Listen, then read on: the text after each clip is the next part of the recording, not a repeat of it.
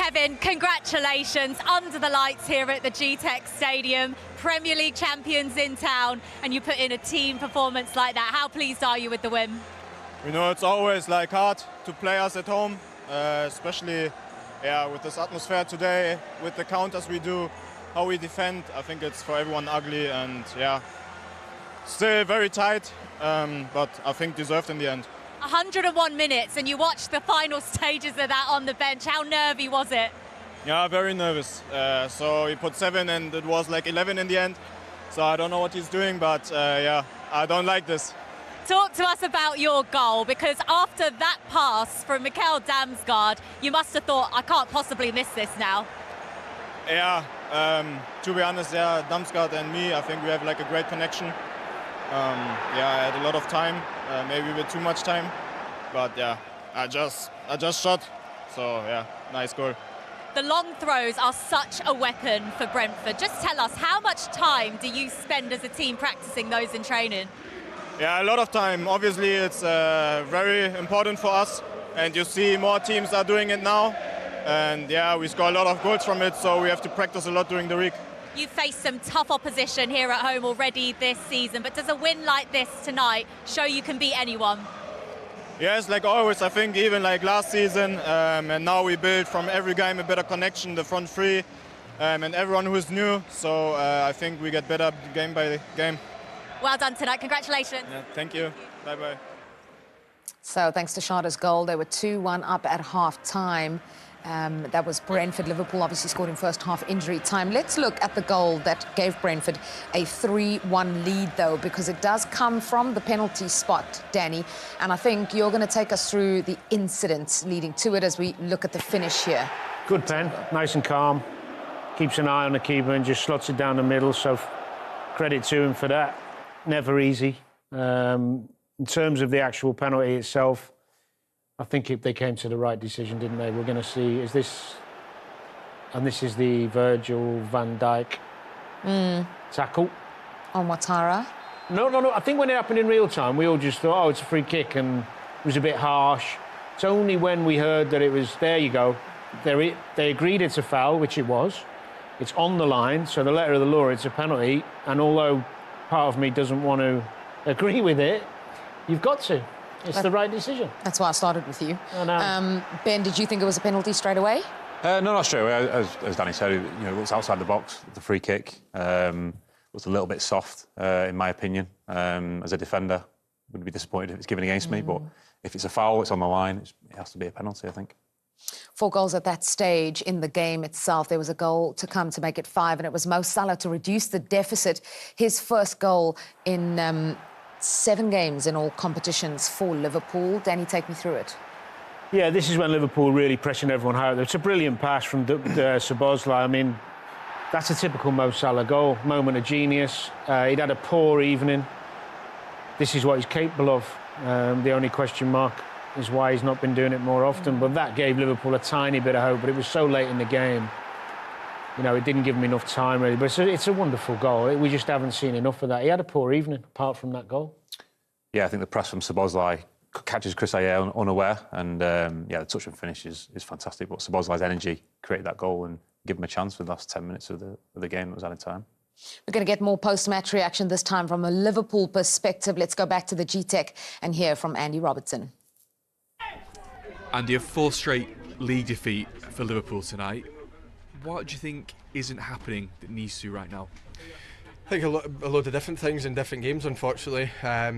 Today, first half, we went up for the fight. I'm not sure it improved too much in the second half, but we thought the one thing when you come to Brentford away, we've been here for years now, the one thing you need to come is come and fight, because they fight for everything, second balls, really good set piece team, and to be fair to them today, they played really well with the ball as well, and we were a step off it. I think that's fair to say, and you end up conceding the goals. You talk all week about set plays, how dangerous they are, the long throws, such a dangerous weapon for them. First 5 minutes we go and concede a goal from it, then you get hit in a counter attack, 2-0 down, and it's always an uphill battle from there. So 4 defeats in a row in the Premier League is nowhere near good enough for this football club, and Yeah, so the standard wasn't there today, and it's going to have to be, because it's going to need to pick up. The one thing you have to do for this club is fight, and I'm not sure we got enough of that today. Liverpool lost 4 matches last season in total. We're into match week 9. They've already lost 4 matches in a row in the Premier League this season. Danny, a key word that he used there was fight, saying that was really the difference between the two teams. Is that what you felt as well? I did. I mean, there was a lack of quality at times from Liverpool, which we're not used to, but he's spot on and very honest of him. Very rarely have we seen a Liverpool player come out and talk about a lack of fight within the team in a long time. But it was as clear today as we've seen all season, the lack of physical presence that the Liverpool team has. Second balls, headers, knockdowns, blocks, tackles. I mean, yes, Brentford were superb. Give them credit. But Liverpool was so far off it physically that you can't win games of football when you're second best in every department.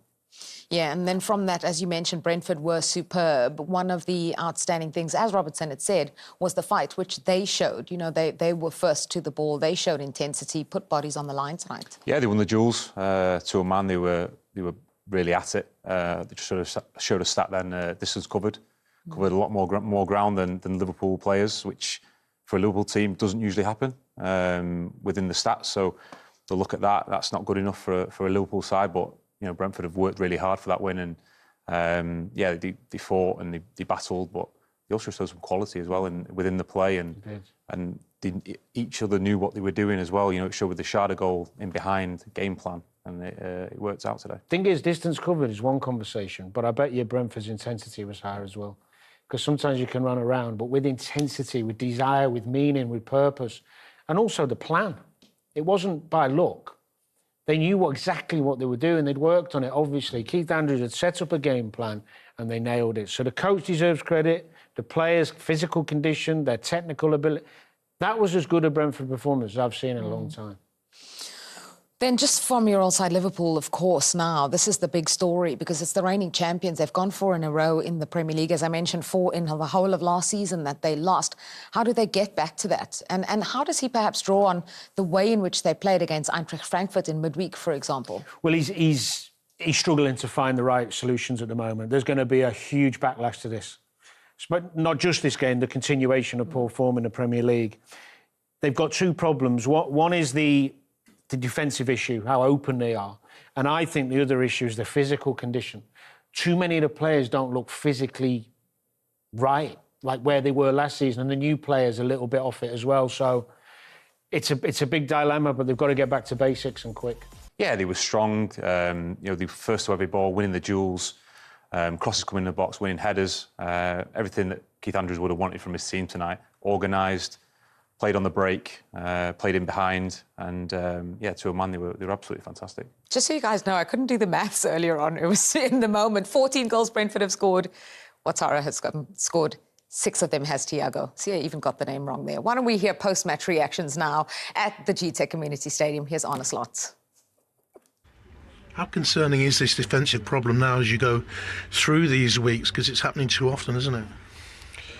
Yeah, it does. Again, conceding 3 goals is far too much if you want to win a game of football. The first one was a set piece, which is maybe something, if you concede goals over, something you might expect because they're so strong on set pieces. Second one, counter-attack. I think one of the things they're very, very, very good at as well. We didn't defend that well at all. Now then we were lucky, or we did something well to still be in the game at halftime, because we did score the 2-1, and then in the second half a penalty made it hardly impossible for them to win here today, or to get a result here today. You've seen that penalty again. What's your thought on that? Yeah, difficult. The referee gave a free kick. I'm not too sure if he would have given the penalty for that, but yeah, he gives a free kick, and then the VR says it's inside. Yeah, then you have to accept that if it's inside and the referee has given a free kick, then it's overturned to a penalty. If I look at the same situation from Cody Gakpo in the first half, for me that was more than this one, but yeah, you cannot compare these situations because the referee, I don't think he was planning to give a penalty for it. Yeah, just Arne Slot talking about that penalty incident there, and probably the same as all of you, didn't think it was a penalty at first glance, but according to the letter of the law, They got that right. They did, but let's put things in perspective. This penalty is completely irrelevant to the result in Liverpool's performance in many ways. Brentford would have won the game and should have won the game with all the other chances they had. This is just a small detail in a game that could have gone Liverpool's or Brentford's way.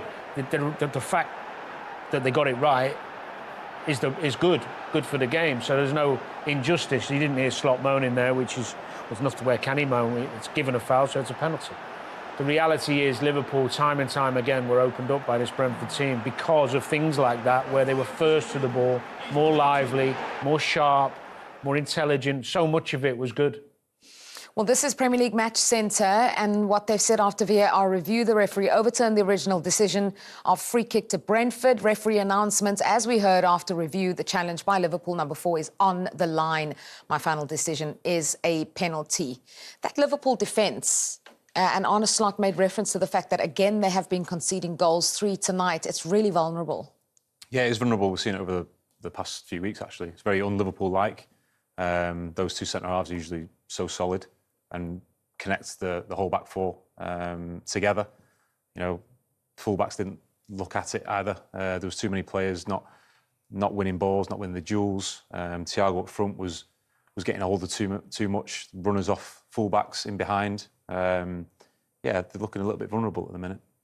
Let's look at Liverpool's last couple of results. As you can see, their 4 Premier League defeats in a row. It's only the 4th time that reigning champions have gone 4 in a row on the losing side. The toughest period, Danny, no doubt, for Arne Slot in his Liverpool career. Something's got to give.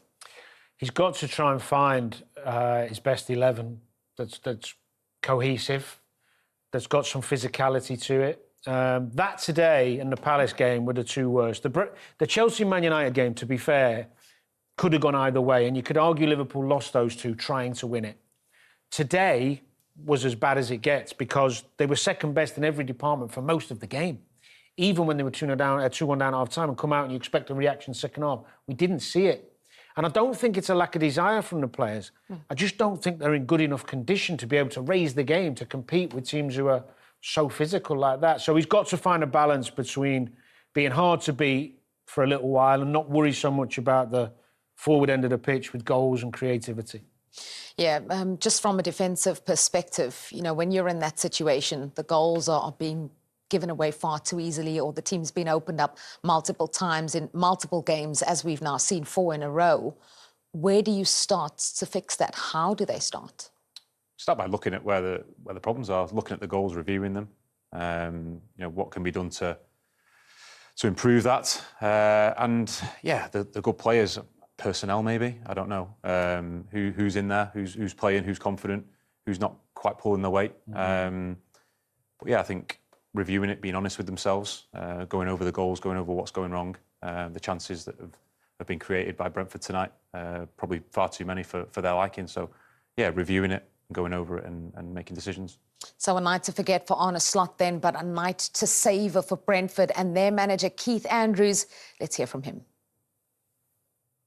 Really, really pleased with how we showed the personality, the character of the group, the resilience of the group, conceding the way we did, I suppose, just before half-time. That's twice in a row. We've had disappointment just before half-time Monday night against West Ham as well, and how we've started the second half, I think, has been excellent.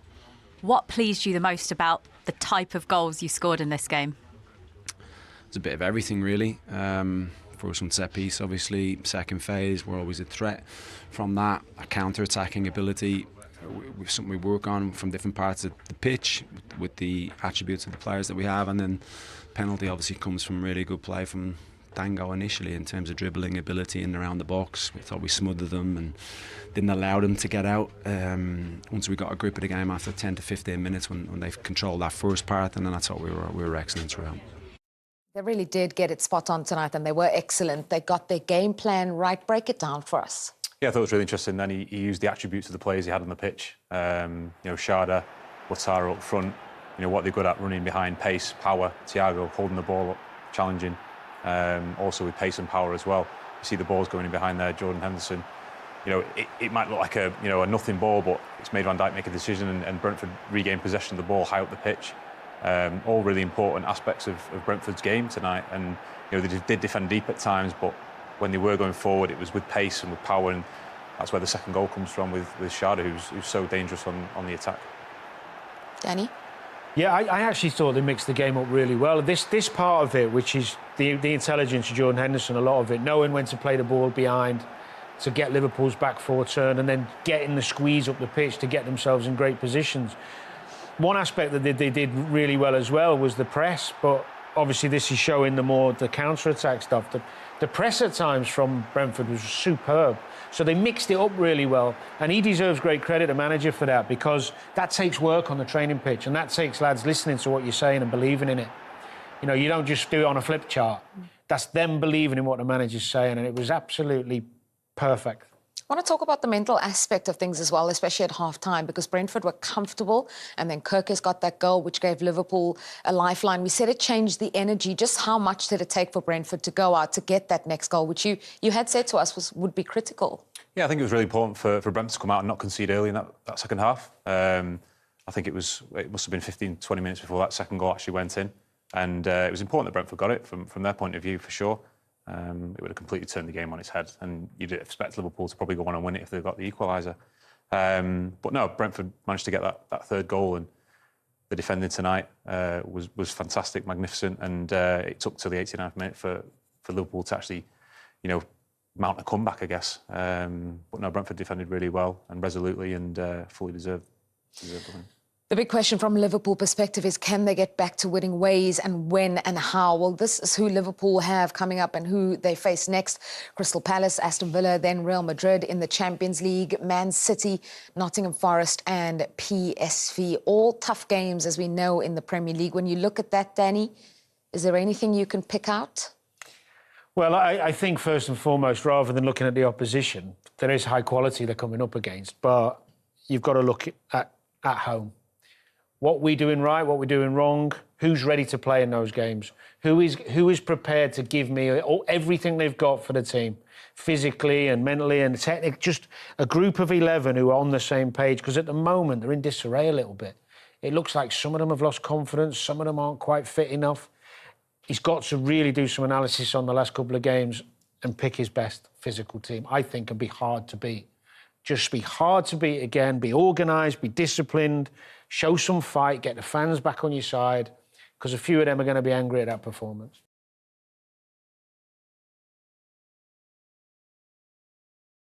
Yes,